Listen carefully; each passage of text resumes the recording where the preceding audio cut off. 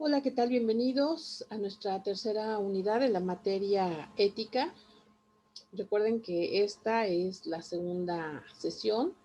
La sesión pasada estuvimos hablando acerca de lo que es el Estado y señalábamos que por Estado vamos a entender pues esa organización en donde se va a conglomerar el poder que rige a un territorio.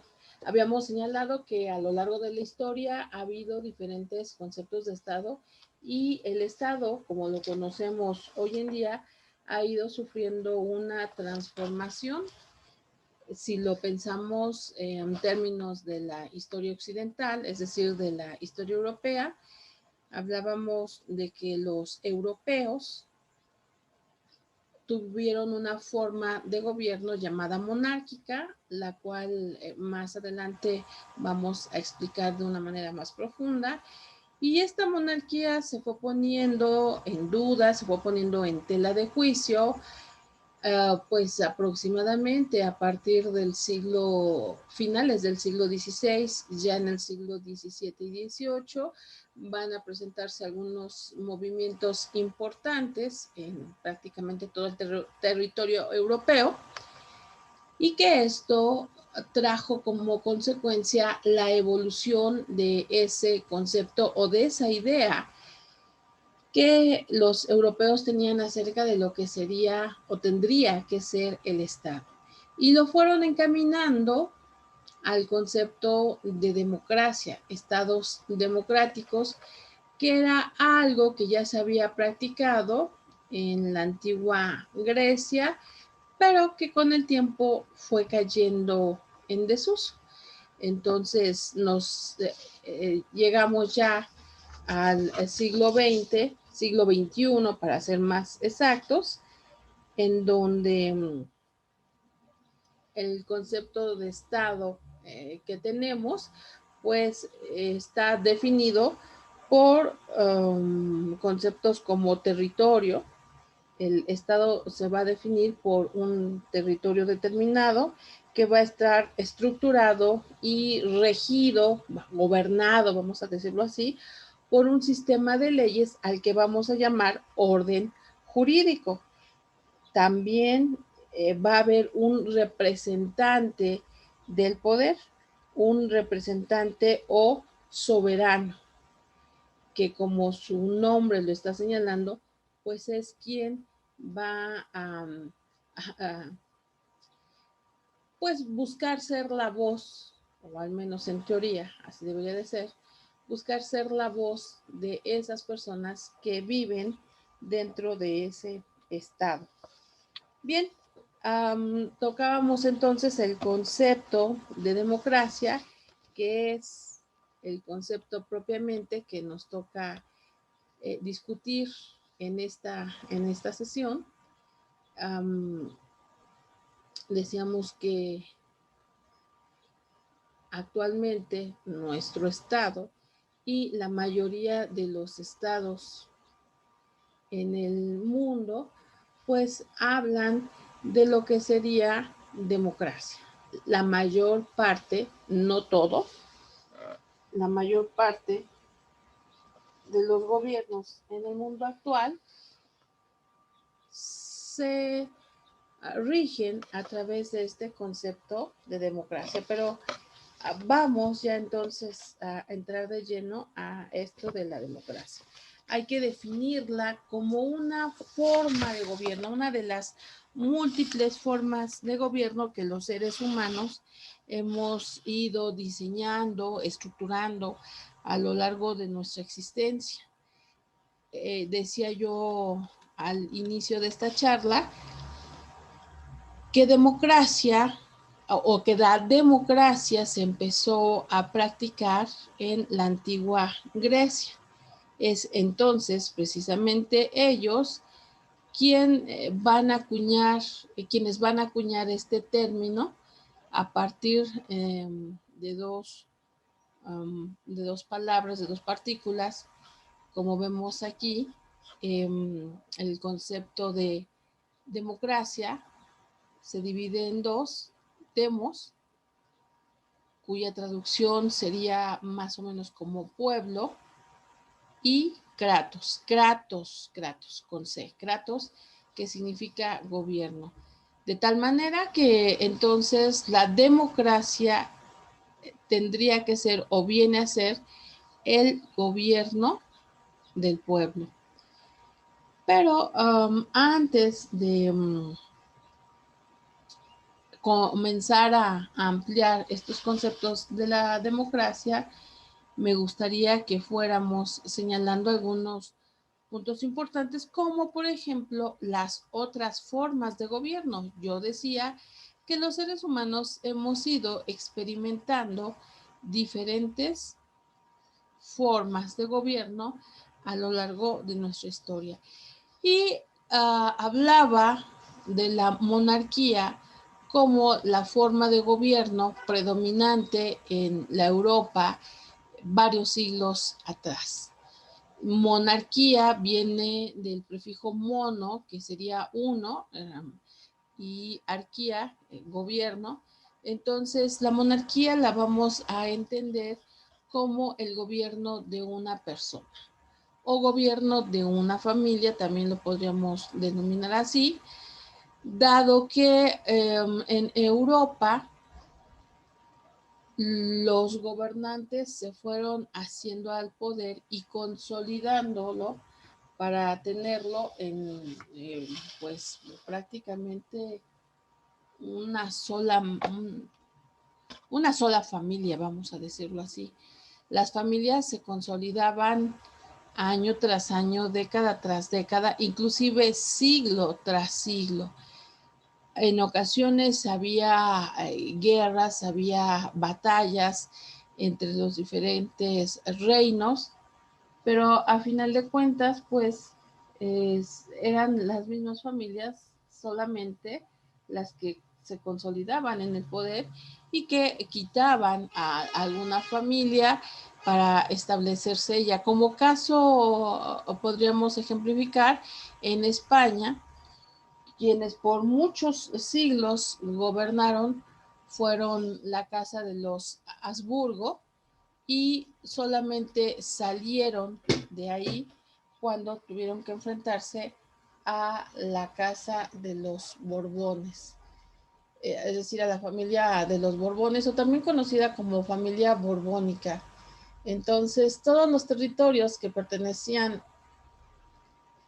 a la familia de los Habsburgo, después de algunos años y obviamente después de algunas guerras, de algunas batallas, entonces todos esos territorios pasaron a ser propiedad de los Borbones.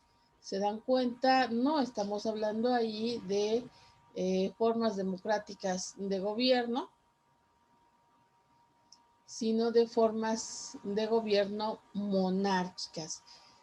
Hay que señalar que en estas formas monárquicas, la familia reinante y específicamente el rey, generalmente el rey varón, pues, o más bien dicho, el gobernante varón, era el que tenía en sus manos prácticamente todo el poder y por supuesto también la vida de sus súbditos. De tal forma que pues empezó a conocérseles con el título de absolutistas, absolutistas porque tenían el control y el poder absoluto. A lo largo de la historia y después de muchos acontecimientos, también batallas, por supuesto, guerras, la monarquía se fue eliminando de la mayoría de los países europeos. Aún en día, todavía hay algunos países que simbólicamente se rigen por estas monarquías. El caso que tenemos en la imagen es el caso de la familia de Inglaterra. Vemos aquí a la reina Isabel y su esposo, que por cierto hace poco acaba de morir, y que se ha consolidado como una de las reinas más longevas, es decir, más que ha vivido más en este planeta y reinando estos territorios de Inglaterra. Hay algunos otros territorios europeos que todavía conservan esta forma de gobierno, aunque en realidad pues es una forma monárquica parlamentaria, que quiere decir que existe una constitución que se debe de respetar. A la actualidad estos reyes ya no son tan absolutos como lo fueron en aquellos lejanos años. Bien, entonces tenemos que la monarquía es la soberanía o el poder ejercido por una sola persona, en este caso la reina de Inglaterra, pero pues mayoritariamente varones, ¿verdad?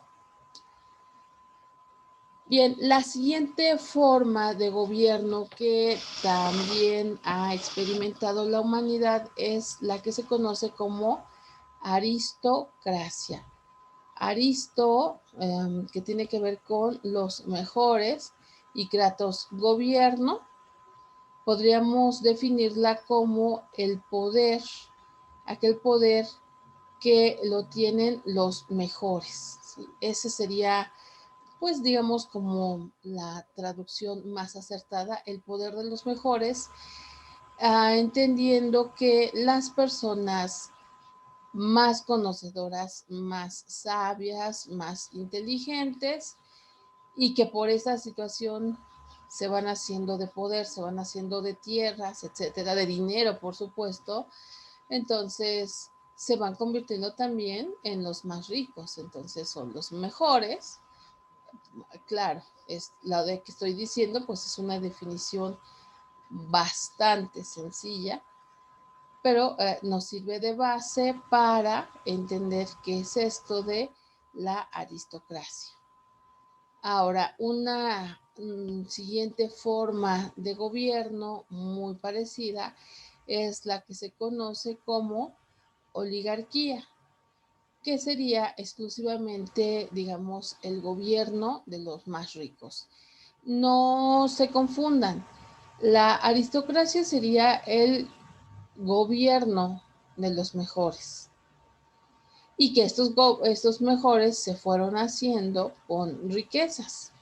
Entonces, esta característica de que estos gobernantes sean sabios y ricos, digamos que es como añadidura, es algo que se agrega. En el caso de la oligarquía, netamente estamos hablando del gobierno de los más ricos, el gobierno de los empresarios, de los bancarios, que son ellos quienes, de acuerdo a sus intereses y a sus necesidades, se postulan o van buscando la manera de pertenecer a las diferentes esferas de gobierno, y desde ahí, lógicamente, obrar de acuerdo a sus intereses. Quiero decir, entonces, previendo que ellos pues constantemente tengan el poder en sus manos. La oligarquía sería como que el dueño de alguna gran empresa, que bueno, al menos en el caso de nuestro país, tendría que ser mexicano, el dueño de una gran empresa, se me ocurre tal vez Electra, se postulara para algún puesto político, lo ganara y comenzara a gobernar. Entonces ahí estaríamos hablando de oligarquía. Es muy parecida con la aristocracia, pero no es lo mismo. Y tenemos el siguiente concepto, que es plutocracia, que se me antoja pensar que tal vez sea la forma de gobierno que tenemos. ¿Por qué lo digo? Bueno, por definición se dice que la plutocracia es aquella forma de gobierno en la que el Estado en el poder está en manos de ricos muy influidos por ellos. Es decir, son los ricos empresarios los que van a decidir las reglas del juego. Insisto, no se confundan, podrían llegar a ser parecidos, no lo son, tienen sus diferentes variantes.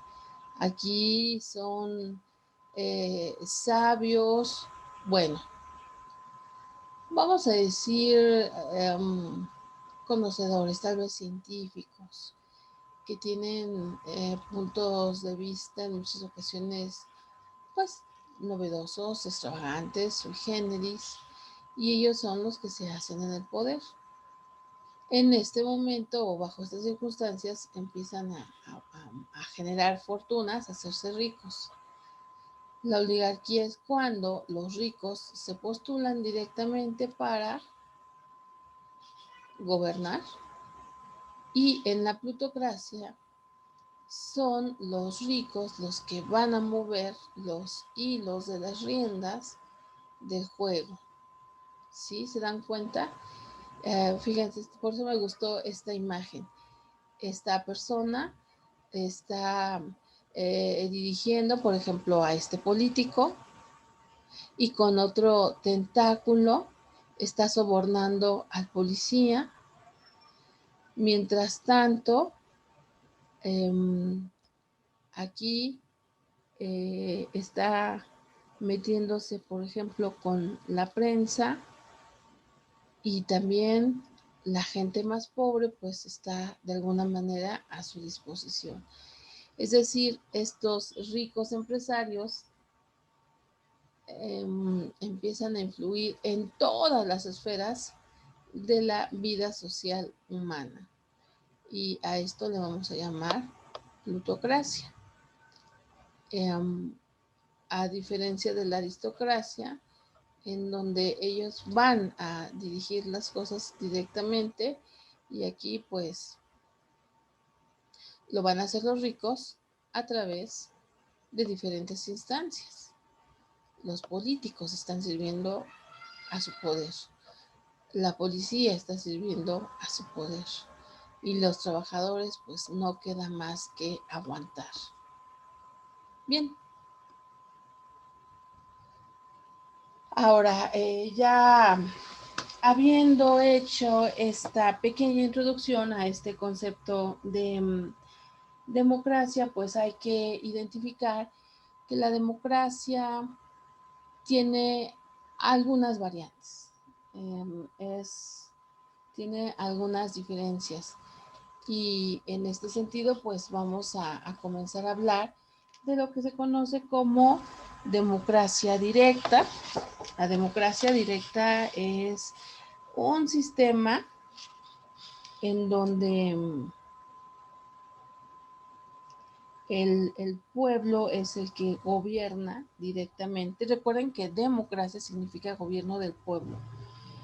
Entonces, la democracia directa es el sistema originario del gobierno del pueblo.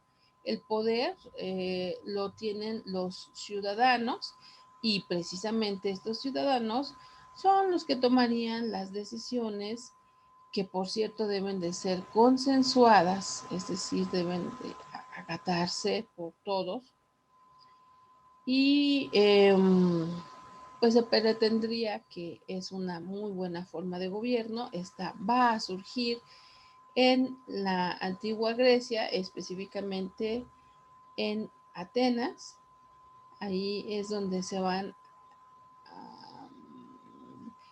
reuniendo, están sesionando algunos asambleístas, y estos asambleístas pues van a estar representando al pueblo, ¿no? Bueno, entonces esto es en el caso de la democracia directa, pero observen aquí, también tenemos la democracia indirecta. También se le conoce como democracia representativa, democracia indirecta o representativa. La democracia representativa es aquella donde el pueblo se limita a escoger a los representantes que lo van a gobernar, es decir, la forma de gobierno que nosotros habitualmente tenemos. Los representantes de los partidos políticos nos proponen a sus candidatos y nosotros como pueblo tendríamos que elegir a uno de ellos en el supuesto de que ellos nos van a representar a nosotros. Digo, la verdad es que nunca ha sucedido así como tal. Ha habido algunas variantes con respecto a lo que maneja el texto, ¿no? Pero bueno, pretendidamente entonces esa es la democracia indirecta, indirecta. Y por último vamos a tener lo que sería la democracia mixta. Observen ustedes que tenemos aquí, se habla de que la democracia mixta, pues obviamente, como ya lo tenemos arriba, es una combinación de ambas democracias, de la indirecta, representativa, y em, de la directa. En esta forma democrática mixta, se supone que el pueblo tiene la capacidad pues para hacerla funcionar, para hacerla trabajar. Es la forma de gobierno que más se utiliza en el mundo. Bien, seguimos. Ahora, la democracia tiene una serie de conceptos que son sumamente importantes identificar como principios, es decir, la base que le da justificación a esta democracia. Y son varios, fíjense ustedes. Primero vamos a tener el principio, ahí está, el principio de soberanía popular. Por ejemplo, en nuestro país, en México, la máxima autoridad legislativa es la Cámara de Diputados y la Cámara de Senadores. Ellos son el poder legislativo. Ok, bueno, pues de ahí van a emanar las leyes. Y todas estas leyes son recogidas en lo que se conoce como Carta Magna, es decir, nuestra Constitución. Cuando ustedes escuchen el concepto Carta Magna, es porque estamos hablando de la Constitución. Ahora, la Carta Magna que nos rige lo hace desde 1917, específicamente el 5 de febrero de 1917, que es la fecha en que la Constitución de la Revolución entra en vigencia. Entrar en vigencia quiere decir que ya empieza a utilizarse. Bien, entonces de acuerdo a esa Carta Magna o Constitución, a nosotros en nuestro país se nos rige a través de lo que sería la democracia, ¿no? Dice la Constitución que la soberanía, es decir, el poder de la nación, reside esencial y originalmente en el pueblo. Otra vez. La soberanía nacional reside esencialmente y originalmente en el pueblo. Es decir, todos pueden participar en el gobierno, pero básicamente esto significa que todo el poder público dimana del pueblo. Esto quiere decir que si el presidente es presidente, es porque así lo eligió el pueblo. Recuerden que somos un país teóricamente democrático. Entonces, hay situaciones, reglas, leyes, etcétera, que son competencia del presidente. Aunque también hay algunas otras leyes que salieron directamente de la Cámara de Senadores y Diputados. El próximo cuatrimestre ya van a llevar la materia de Derecho 1 y ahí van a ver propiamente esto que les estoy diciendo. Pero por lo pronto y para nuestros objetivos, pues es importante señalar esto que decía por tercera vez, ahí va. La soberanía nacional reside esencial y originalmente en el pueblo, es decir, nosotros somos los que deberíamos estar mandando y solamente quien está al frente sería el que estuviera tomando las decisiones. Por eso es que al presidente se le conoce con el sobrenombre de representante de la nación. El presidente es el representante de la nación porque precisamente representa este poder. ¿Cuál poder? El poder ejecutivo. ¿Sí? Bien. La democracia entonces en nuestro país pues ha sido sumamente importante, es la pues manera que nosotros conocemos para gobernarnos, ¿no? Es así nosotros. Ok, bueno, seguimos. Este es, recuerden, nuestro principio de soberanía popular. Ahora vamos con el siguiente principio.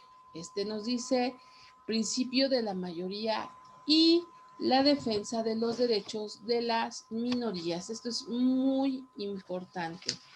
Cuando nosotros estemos hablando de mayoría, pues como su nombre lo indica, estamos hablando de la gente que más habita, que más vive en nuestro país. Pero también en muchas ocasiones hay lo que se conoce como minorías, que son grupos pequeños, reducidos, pero que no por eso dejan de ser tan importantes como cualquier grupo mayoritario.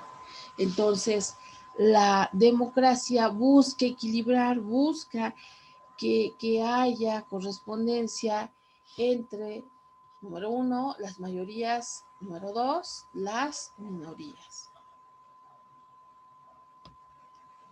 Bien, vamos con el siguiente. El principio de la representación política democrática. Bien, esta es una idea que surge en el Estado moderno cuando se empieza a señalar que debería de ser representativa.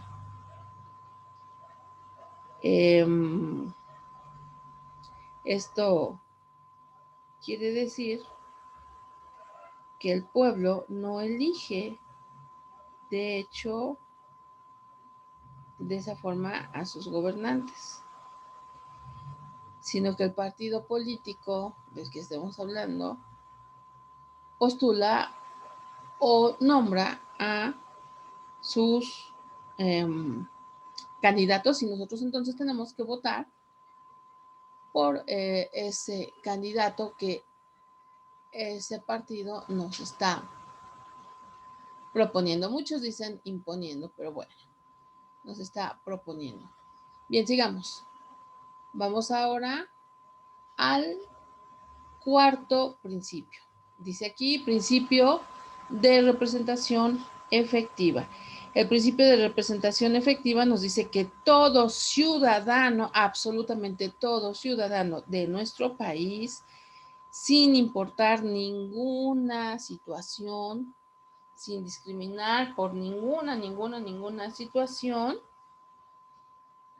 debe de gozar de los derechos políticos a través de la emisión de su voto. O sea, eso es muy, muy importante, ¿vale? Todos los ciudadanos de nuestro país tenemos los mismos derechos y con esto las mismas responsabilidades. A eso le vamos a llamar principio de participación efectiva. Seguimos. Ahora vamos con la igualdad de voto, que también va muy de la mano con este principio de participación efectiva. El principio de igualdad del voto quiere decir que el voto de cualquier ciudadano vale exactamente lo mismo. Y esto fue muy importante señalarlo cuando, como les decía hace ratito, en 1917, empieza a establecerse nuestra Constitución, porque resulta que prácticamente un siglo antes existió en nuestro país una forma de gobierno a través de un grupo que se le conocía como los centralistas. Los centralistas querían establecer una forma de gobierno mientras el grupo opositor, que se hace llamar los liberales, ellos querían otra forma de gobierno. Y en el caso de los centralistas, establecieron la cuestión o la idea de que eh, ellos iban a, ya se había establecido, ya se había buscado establecer en nuestro país la democracia, ¿no? Pero este grupo centralista quería tener el poder en sus manos y entonces se les ocurrió la puntada de generar algo que se llamó el voto censitario. Se le básicamente consistía en que los más ricos y los más poderosos, para diferenciarse del resto del resto del pueblo, del resto de los habitantes de nuestro país, iban a emitir un voto muy particular y muy específico, eh, insisto, para tener más poder que los demás. Y esto también hablaba de que ellos estaban convencidos de que su voto era mejor, ¿no? Este voto censitario era para quienes poseían riquezas y propiedades y pues lógicamente no lo podían emitir gente de escasos recursos. Entonces, imagínense ustedes la situación. Se supone que era un país democrático, pero en donde los ricos tenían su voto particular, que a final de cuentas era el voto que iba a marcar la diferencia, ¿no? Entonces esto a final de cuentas, pues la verdad se convertía en una pantomima, en un teatro, es decir, en algo falso. Los centralistas no gobernaron por mucho tiempo en nuestro país y cuando el bando opuesto, el bando de los liberales, por cierto, eh, encabezado por Benito Juárez, cuando los liberales tomaron el poder, pues eliminaron ese voto censitario.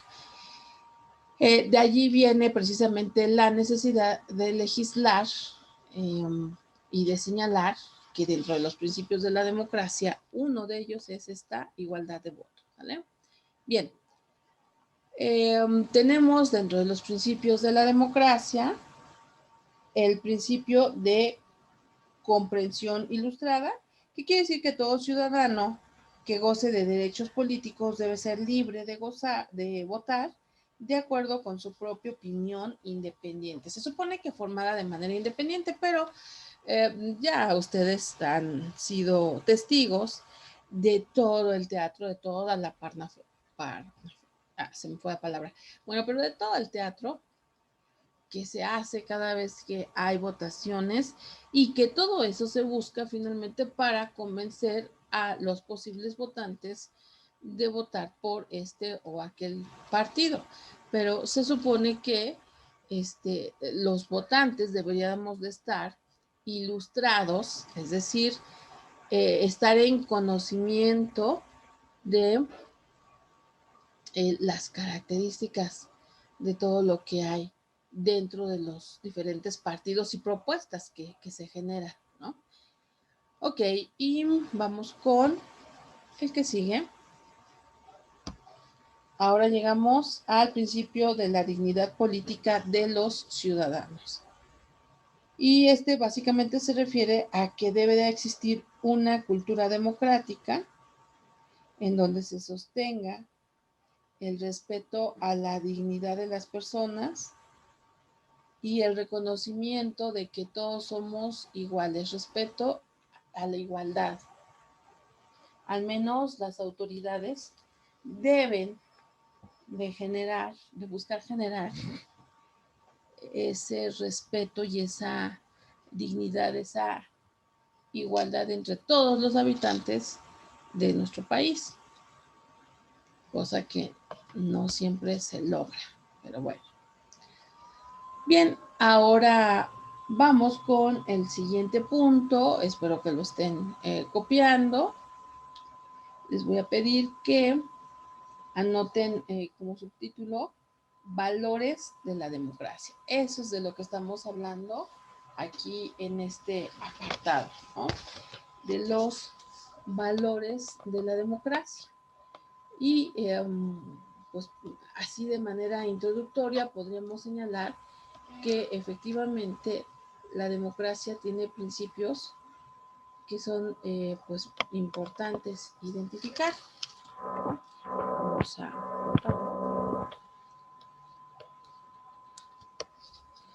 como ya están viendo en la imagen los valores para la democracia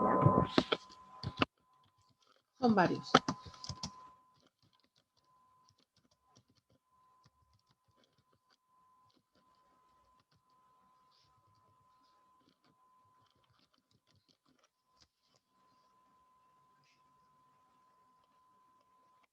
El primero y más importante de los valores para la democracia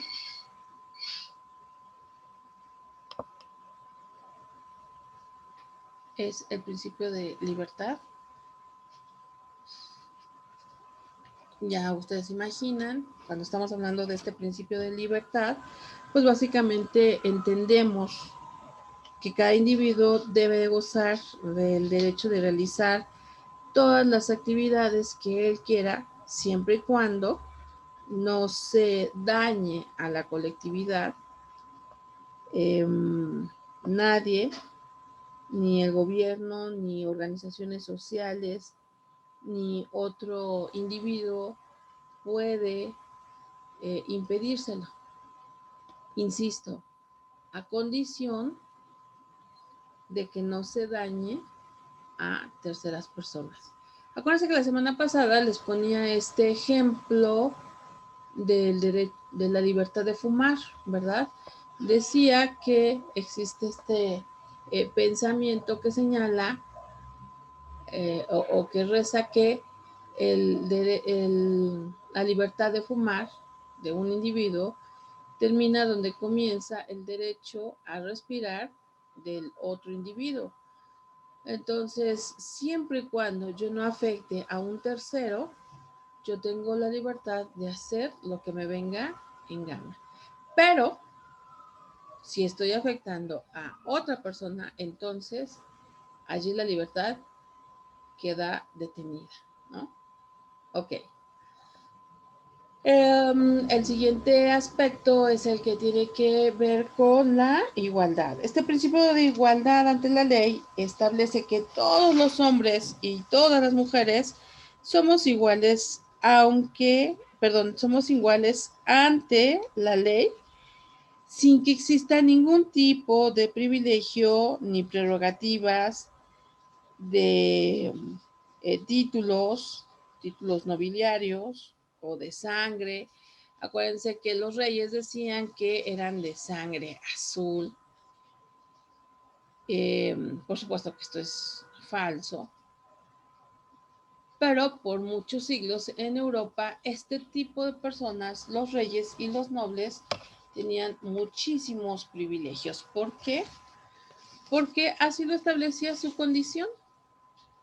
Insisto, esto pues no es comprobable, pero ellos argumentaban esa situación. Bien, pues hasta ahí. Hoy en día sabemos que esto es falso y que todos los seres humanos somos exactamente iguales, en el sentido de que nadie puede estar por encima del otro, nadie puede ser mejor que el otro, aun cuando alguno posea riqueza, títulos, conocimientos, etcétera. Todos los seres, todos los habitantes del territorio, si lo pensamos en términos exclusivamente de nuestro territorio, México, todos los mexicanos son exactamente iguales. Bien, siguiente punto. Tenemos aquí la fraternidad. Y este concepto de fraternidad pues tiene que ver con hermandad y que a final de cuentas pues esta fraternidad se logra en virtud también de la igualdad, ¿no? Si yo me percibo como igual al de al lado, entonces esto me ayuda a sentir una especie de espíritu de camaradería, de compañerismo, y ese sentido de compañerismo pues es el que me va a dar esta categoría de fraternidad. Ok, seguimos. Ahora vamos con el concepto de legalidad. Como ya se están imaginando, este concepto de legalidad tiene que ver con cumplir y hacer cumplir las leyes. ¿Sí? A lo largo de la historia de los diferentes países, no solamente, por supuesto, no solamente solo del nuestro, todos los países a lo largo de su historia han establecido una serie de leyes y de normas para la sana convivencia. Bien, pues muy de la mano con el concepto de igualdad y también con el concepto de libertad, hay que señalar que todos tenemos derechos y obligaciones conforme o con respecto a la ley. Entonces, legalidad tiene que ver con cumplir las leyes y las normas para lograr una sana convivencia. ¿Sí? El diálogo. Tenemos aquí nuestro concepto de diálogo. También muy de la mano con el concepto de respeto. Ahí están ambos. Ya saben, respeto pues es cuidar la manera en que nos dirigimos a las demás personas, ¿no? Con delicadeza, tal vez, reconociendo que todos tenemos los mismos derechos y que nadie está por encima de nadie. Eso es importante. Y esto finalmente yo lo aprendo, yo lo entiendo a partir del otro concepto, que es el concepto de diálogo. ¿Sí? El diálogo básicamente es el intercambio de nuestras ideas, el intercambio de nuestras opiniones de manera pacífica, sin tratar de convencer al otro de que mi manera de pensar es la correcta y la única, y que cuando no se piensa como yo estoy pensando, se cae en el error. No, todos tenemos la libertad de pensar como querramos. Desde ahí puede surgir un diálogo directo, un diálogo respetuoso. Tenemos también el concepto de participación. El concepto de participación que tiene que ver con no, bueno, más bien de ser parte de las responsabilidades que conlleva nuestro país. Hay algunos otros conceptos como por ejemplo tolerancia, que es aceptar que los demás piensen de manera diferente, pero si se dan cuenta pues va muy de la mano con todos los demás. Justicia, que también habla de igualdad hacia los demás, y la convivencia pacífica, que es la necesidad de no estar peleando con el otro, de no estar peleando con mi vecino. Aunque cuando digo vecino estoy hablándolo en un sentido más amplio, ¿eh?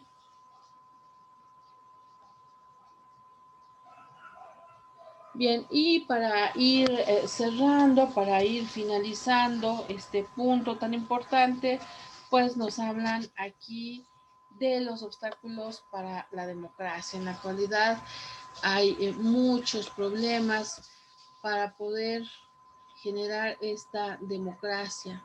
Nosotros hemos aquí identificado algunos, por ejemplo, el primero que nos marca aquí es la ilegalidad.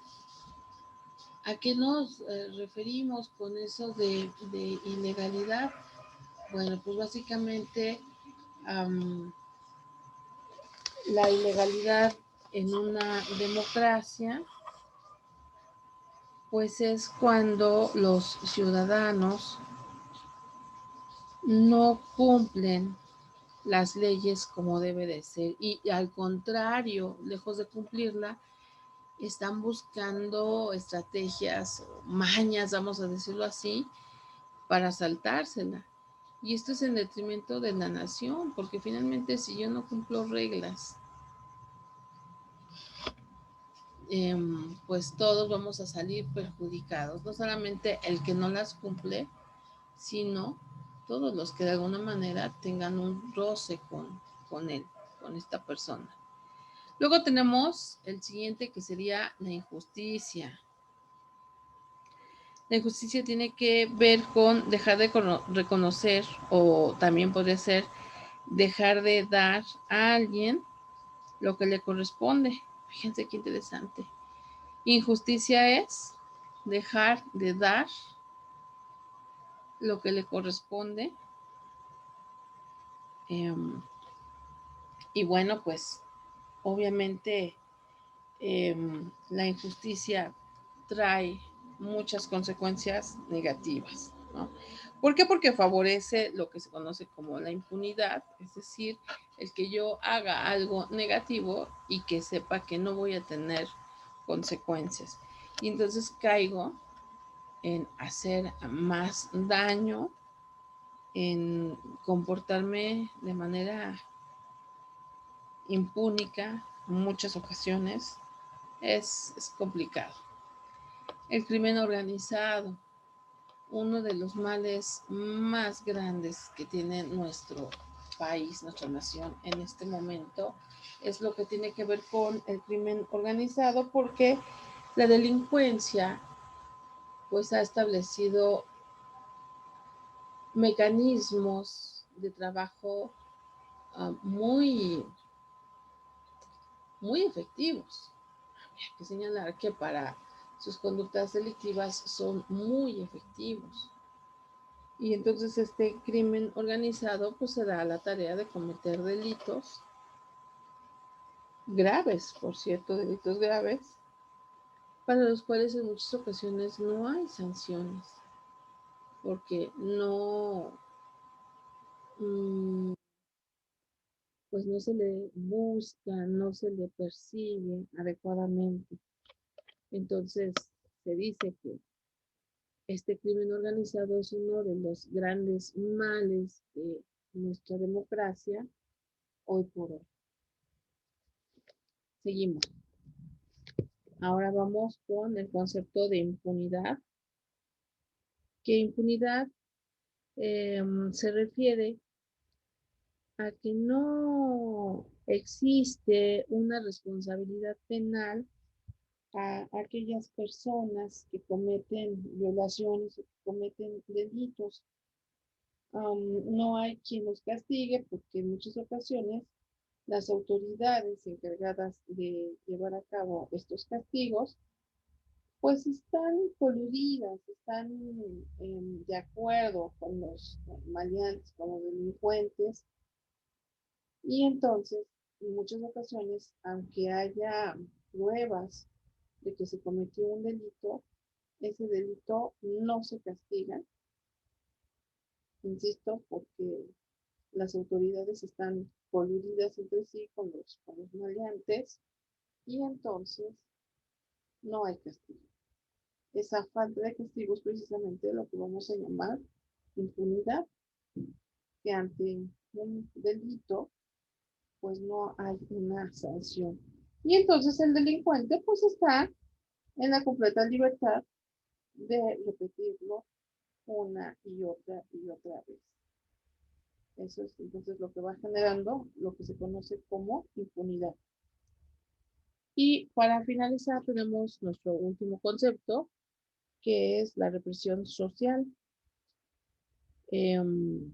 Tendríamos que pensar o analizar que en un sistema democrático, la represión, que sería el uso de la fuerza del poder del Estado, no debería de ejercerse contra los ciudadanos que se están manifestando libremente, porque si somos una democracia, nosotros debemos de tener la posibilidad de externar cuáles son nuestras ideas, nuestras necesidades, claro, todo bajo un marco de tolerancia y respeto.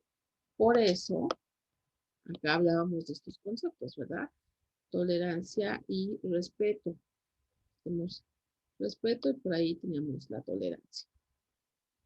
Entonces, si yo considero que mis derechos están siendo vulnerados, están siendo violentados, yo puedo manifestar esa situación que me daña, que me congoja. Y el Estado debe de ser capaz de escuchar esas manifestaciones. Desgraciadamente, mucho ha sucedido en nuestro país en la actualidad que ni los manifestantes lo hacen con respeto, sino con toda la impunidad habida y por haber. Y el gobierno, pues, se hace de la vista gorda. Hay muchas situaciones implicadas en esa conducta, en esa situación, pero bueno. Entonces, insisto, estos elementos son los obstáculos que van generando una mala democracia, una democracia cortita, ¿no? Pero bueno. Bien, por el día de hoy vamos a dejar aquí ya este tema. Les voy a pedir por favor que me manden, ahora sí ya está generado en la plataforma, esta actividad para que comprueben que estuvieron en clase. Es su participación y son puntos para su examen. Entonces, les pido por favor que concluyan la sesión de hoy enviando sus apuntes. Les agradezco su atención y continuamos después. Muchas gracias.